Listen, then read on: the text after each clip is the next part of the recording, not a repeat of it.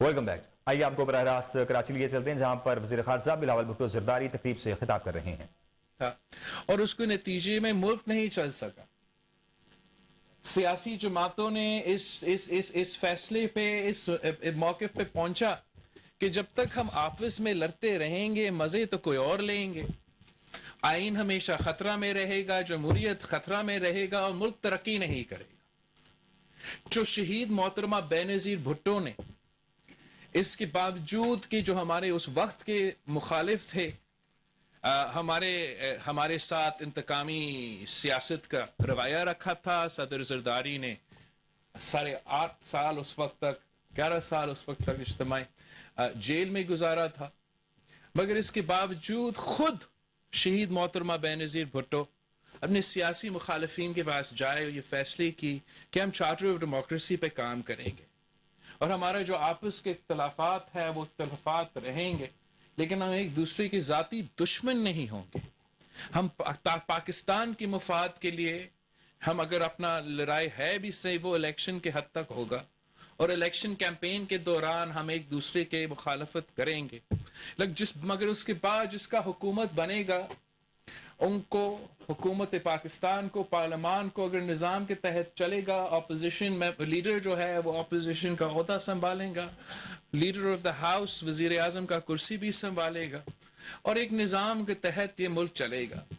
اور اس کنسنسس میں نہ ہم نے نون لیگ کے یا ہمارے دوسرے کوئی مخالفین کو جیل بھیجا, اور جب ان کو موقع ملا تو ایک حد تک یہ نظام چلتا رہا. اور اس ماحول میں کیا ہو, اس ماحول میں ہم آپس میں جمہوریت کی جنگ نہیں لڑ رہے تھے یا آپس کے لڑائیاں نہیں لڑ رہے تھے, ہم پاکستان کے عوام پہ فوکس کر سکے, ہم 18ویں ترمیم بھی پاس کر سکے, بینظیر انکم سپورٹ پروگرام لے آ سکے, اور جو بہت ہی پرانے پاکستان کے مسائل ہو ہر کسی کہیں نہ کہیں ہم نے ان کا ایڈریس کیا ہو. ایک زمانے میں ناردرن ایریاز ہوتا تھا, ان کو ہم نے گلگت بلتستان بنا دیا.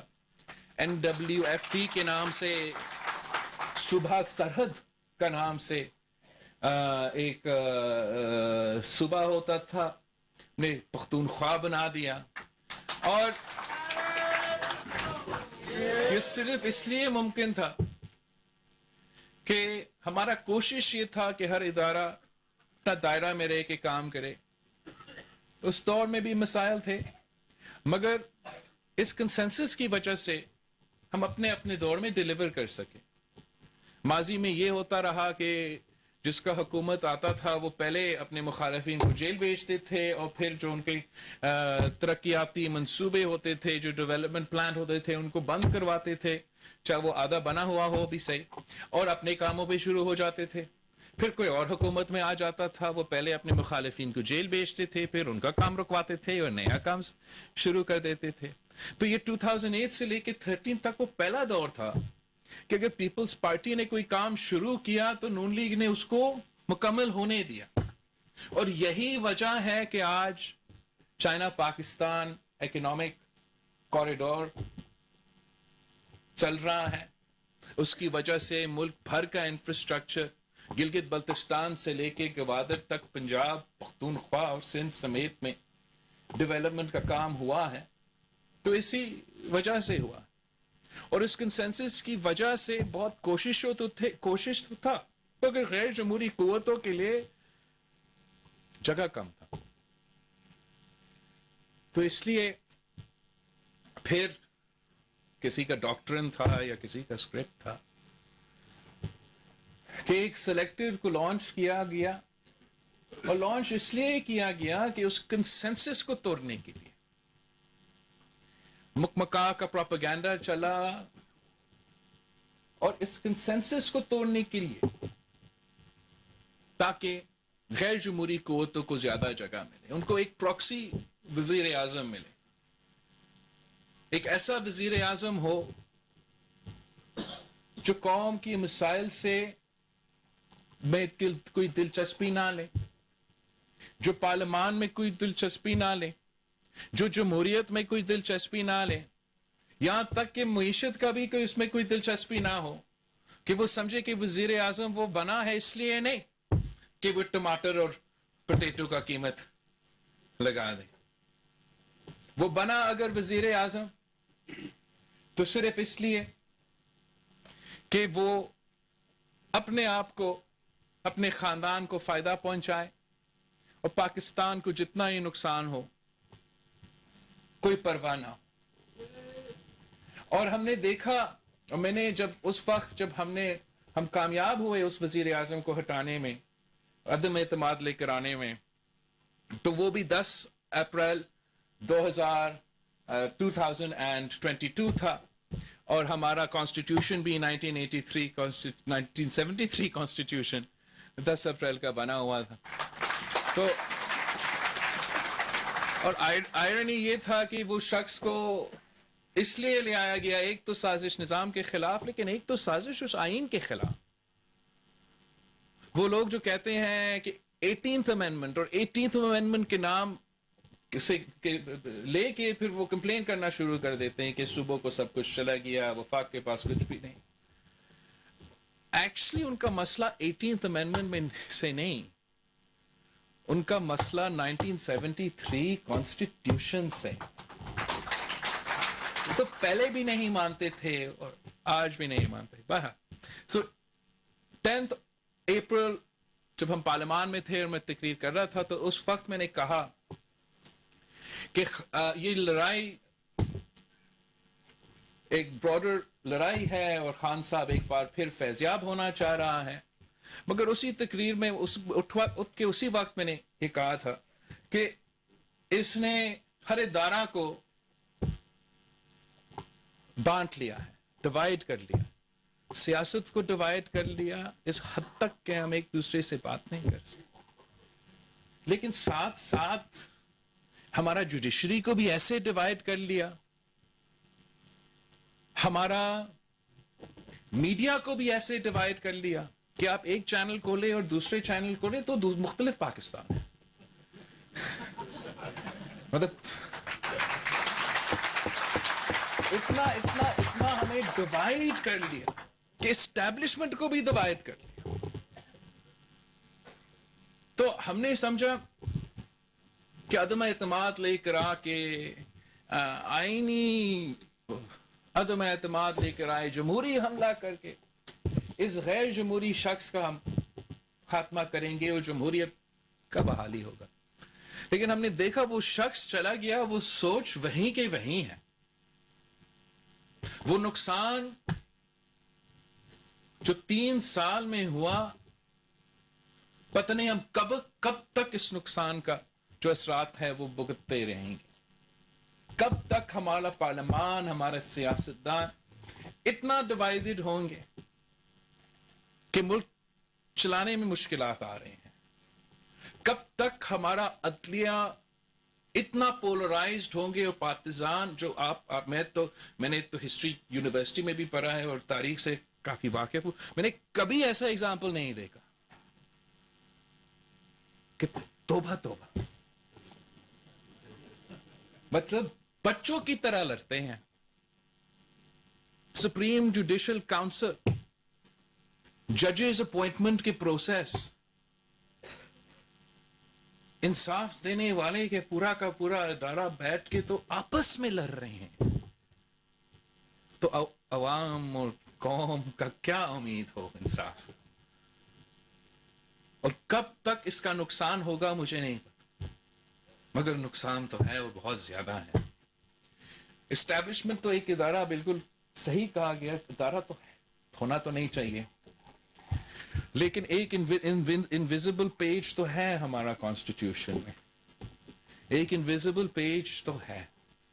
اور ہمارا مقصد یہ ہے کہ جتنا سپیس ہم جمہوریت کے لیے لیں گے, جتنا سپیس پارلیمان کے لیے ہوگا, جتنا سپیس ہم جمہوری اور سویلین ادارے کو دیں گے, جتنا ہم اپنا کام کریں گے, تو پھر اتنا کم سپیس غیر جمہوری قوتوں کو ملیں گے.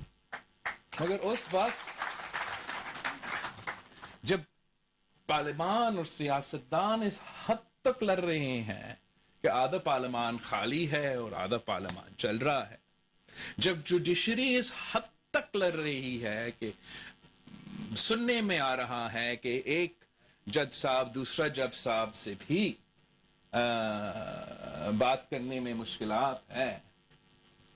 जब मीडिया इस हद तक डिवाइडेड है कि एक चैनल पे एक सच और दूसरे चैनल पे दूसरा सच होगा, तो फिर उस इनविजिबल पेज के लिए, गैर जमहूरी कुव्वतों के लिए तो मजा ही मजा होगा। मुझे जो खदशा है कि हम इतना एक बहरान से गुजर रहे हैं, आईनी बहरान, सियासी बहरान और मुआशी बहरान। मुआशी बहरान पे हम आएंगे, हम क्या कहेंगे अवाम को कि वो आईन खाएंगे?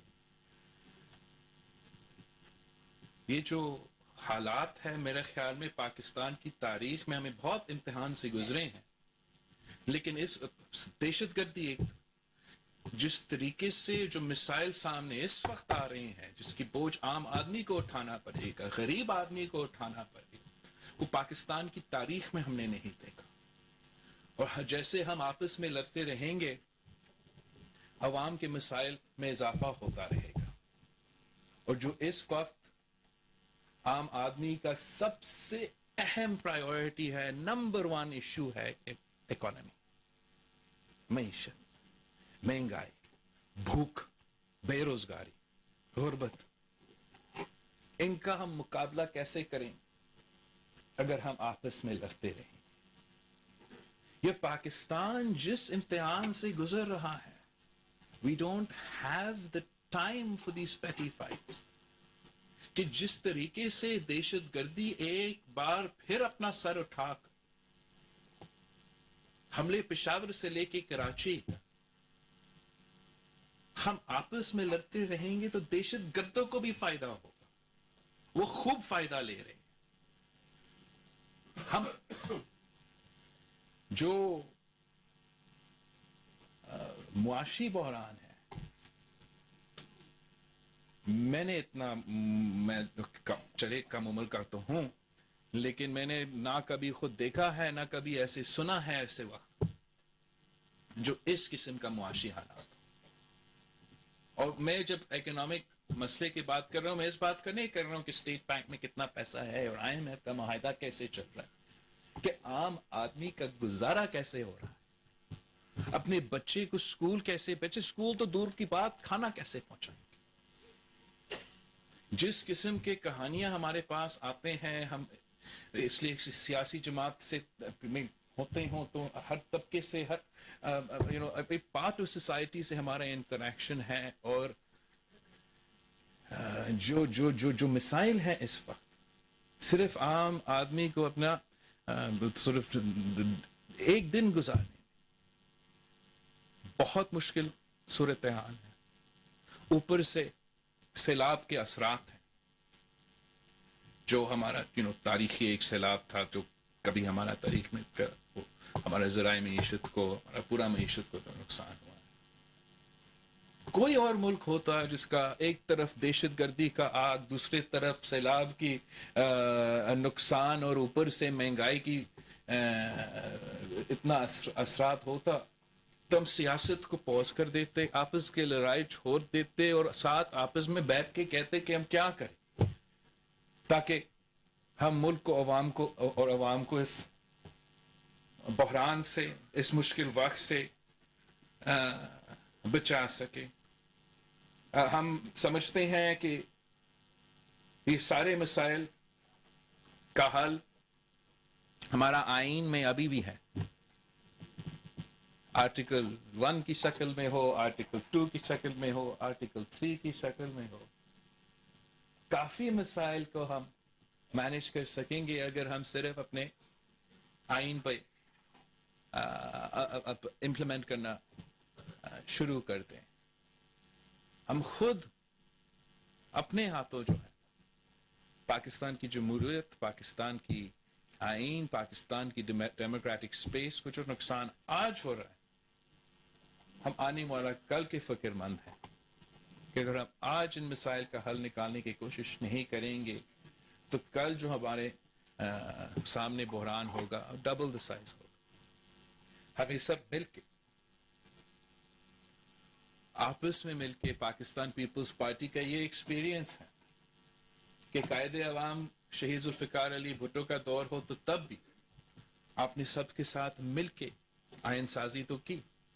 شہید محترمہ بینظیر بھٹو کے وقت میں چاہے وہ MRD ہو چاہے وہ ARD ہو, آپ نے جمہوریت بچانے کے لیے کنسنسس تو بنایا. صدر زرداری کے دور ہو اور آپ نے 18ویں ترمیم پاس کیا ہو, 5 سال پہلی دفعہ سویلین حکومت نے اپنا ٹرم مکمل کیا ہو, میں کیا کیا گنواؤں اس دور کا, وہ آپ نے کنسنسس کے ساتھ کیا. ہمارے پاس میجورٹی نہیں تھا, 100 سے زیادہ کانسٹیٹیوشنل امینڈمنٹس لے کر آئے تھے. اور آج بھی پاکستان کے عوام پارلیمان کی طرف دیکھ رہے ہیں, جوڈیشری کی طرف دیکھ رہے ہیں, مگر اتنا امید نظر نہیں آ رہا. اور افسوس کے ساتھ کہنا پڑ رہا ہے کہ جس طریقے سے اعلیٰ عدلیہ ڈیول سٹینڈرز کے ساتھ چل رہا ہے, وہ کافی مشکل ہے ہم جیسے جماعتوں کے لیے اس قسم کے ایکشنز کو ڈیفینڈ کرنا. یہ ایسے نہیں ہو سکتا کہ لڑکانہ کا وزیر اعظم ہو تو پھانسی پہ چڑھ سکتا. یہ ایسے نہیں ہو سکتا کہ آج تک ہم تو انتظار میں ہیں کہ قائد عوام کو انصاف دو. ریفرنس آپ کے سامنے ہے اور ہمیں جواب نہیں ملے. مگر ایک زمان پاک کا بھی وزیر اعظم ہے یا تھا, اس کو ٹانگ میں تکلیف ہو, 1 ہفتہ عدالت انتظار کرے جناب کہ آپ پہنچیں. کہ زمان پاک کا وزیر اعظم ہو تو جج صاحبان اپنا ہی مذاق بنا دیں کہ آج ہم ہیئرنگ ہوگا, نہیں تو گرفتاری. اچھا آج نہیں تو کل ہوگا, پھر ورنہ گرفتاری. آج 5 بجے ہوگا ورنہ گرفتاری, چلے 8 بجے ہو ورنہ گرفتاری. آخر آپ آ چکے ہو, آپ کا بڑا مہربانی. کاغذ پہ جعلی سگنیچر ہو, مگر کوئی بات نہیں, آپ کو جانا.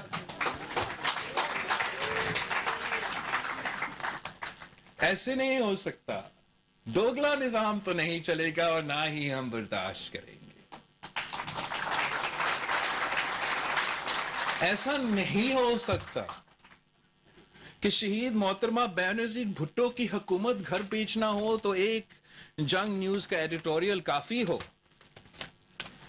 اور خان صاحب کی حکومت بچانی ہو تو آئین کو جس طریقے سے موڑنا پڑے, ری رائٹ کرنا پڑے تو کر لیں گے, لیکن لادلا کو بچانا ہے. یہ ایسے نہیں ہو سکتا.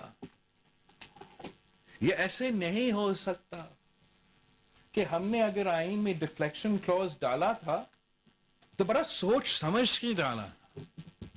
اس لیے ڈالا تھا کہ حکومتوں کے گرانے میں اور سازشوں کے جو جمہوریت کے خلاف ہوا ہے اس سے ہم خوب واقف تھے اور اس سے ہم نے بچانا تھا. لیکن ساتھ ساتھ جمہوریت کا ہم نے اور پارلیمان کا اور ممبر کا اپنا ووٹ کا وہ پاور دلوانا تھا. تو ہم نے بڑے واضح طور پہ ان کو ووٹ کا حق دیا, وہ جہاں بھی چاہیں ووٹ ڈال سکیں. مگر obviously جا کے پھر وہ ووٹ استعمال جب ہوتا ہے, چاہے وہ بجٹ ووٹ ہو یا وہ وزیر اعظم کے الیکشن ہو, اگر وہ پارٹی لائن کے خلاف ہوا تو وہ ضرور جا کے بائی الیکشنز میں حصہ لے. اس پروسیس سے پہلے ایک آئین کا انٹرپریٹیشن تھا, جب خان صاحب کا حکومت بچانا تھا تو دوسرا آئین کا انٹرپریٹیشن آ گیا. اس قسم کا دوگلا نظام نہیں چلے گا. یہ جو مقدس گائے کا سلسلہ ہے یہ رکنا پڑے گا. ہمارا ایک ڈبیٹ چل رہا ہے کہ لیجسلیشن انہوں نے پاس کرنا ہے, ایک اور مقدس گائے والا لیجسلیشن. وہ کہتے ہیں کہ اگر آپ فوج سے یا جوڈیشری کا کسی کا شخص کا توہین ہوگا تو پتہ نہیں کتنے سال تک آپ گرفتار رہیں. مقدس گائے والا لیجسلیشن ہم کب تک کریں گے؟ میرا خیال میں وہی قانون ہونا چاہیے, وہی قانون ہونا چاہیے آپ کے لیے اور کسی بھی جج صاحبان کے. اور اگر خاص طور پہ آپ سوچیں یہ نیب لیجسلیشن پہ جو ڈبیٹ چل رہا ہے, پاکستان پیپلز پارٹی کا موقف ہمیشہ یہ رہا ہے کہ نیب بنا اس لیے سیاسی انجینئرنگ کے لیے, غیر جمہوری قوتوں کو سپیس دینے کے لیے, الیکٹڈ نمائندوں پہ وہ تلوار لٹکانے کے لیے, اور اس لیے اس ادارہ کو بند کرنا چاہیے. اگر بند نہیں کرنا ہے اور ریفارمز کیے گئے ہیں تو اس طریقے سے جج صاحبان کا دلچسپی ہے کہ پتنی وہ سمجھ رہے ہیں کہ پتنی کیا خوبی وہ دیکھ رہے ہیں نیب لیجسلیشن میں. شاید خوبی یہ ہے کہ نیب تو میرے اور آپ پہ لاگو ہے, ان پہ تو لاگو ہی نہیں ہے. تو میرا سجیشن ایک تو پاکستان پیپلز پالیسی تو ہے ہی ہے کہ اگر آپ نے نیب کو بند کرنا ہے بند کر لے, نہیں کرنا ہے تو ہم اتنا دلچسپی نہیں رکھتے ہیں کہ آپ کس قسم کا ریفارم کر رہے ہو. آپ جو بھی ریفارم کرے وہ باقی جماعتوں کی مرضی ہے, مگر ہمارا ایک امینڈمنٹ ضرور ہوگا جو میں خود پیش کروں گا کہ نیب کا قانون جوڈیشری پہ لاگو ہو چاہے وہ جج پہ بیٹھے ہو یا نہیں.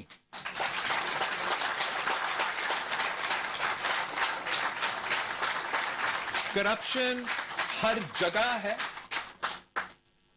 ہر جگہ ہے, پارلیمان میں بھی ہے اور جوڈیشری میں بھی ہوگا. صحیح قانون ہو, صحیح اپروچ ہو تو تگڑا چیف جسٹس کرپشن کو ختم کر سکتا ہے, اور صحیح طریقے ہو تو آپ جمہوری انداز سے بھی, جمہوری ادارے سے بھی ہٹا سکتے ہیں. لیکن انفارچونیٹلی ہم نے یہ ہولی کاؤز والا نظام چلا رہے ہیں, اس میں عام آدمی کے لیے قانون ایک ہوتا ہے اور ہمارے مقدس گائے کے لیے ایک دوسرا قانون بنتا ہے. تو کم از کم پاکستان پیپلز پارٹی اس دوگلا نظام کا مخالفت کرے گا, مقدس گائے والے قانون سازی کے مخالفت کریں گے, اور جو بھی لیجسلیشن ہے, قانون ہے, وہ ہر پاکستانی پہ ایک ہی قانون لاگو ہونا چاہیے. شاید اگر ایسے ہمارا نظام ہوتا تو آخر کار ہمیں بھی انصاف مل رہا ہوتا. میں پاکستان پیپلز پارٹی کے کارکن کا شکر گزار ہوں جنہوں نے 2 آمروں کا مقابلہ کیا اور ایک تیسرا سلیکٹڈ کو بھی گھر بھیجا.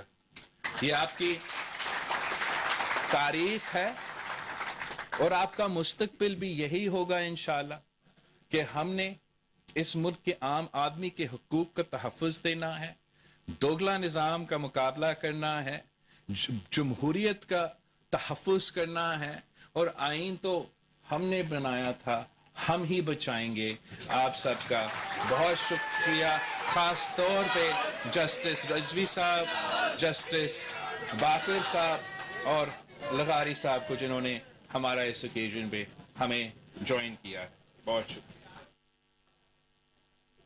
وزیر خارجہ بلاول بھٹو زرداری کراچی میں تقریب سے خطاب کر رہے تھے. ان کا کہنا تھا کہ کرپشن ہر جگہ ہے, پارلیمان میں بھی ہے, عدلیہ میں بھی ہے, لیکن چیف جسٹس چاہیں تو یہ کرپشن ختم ہو سکتی ہے.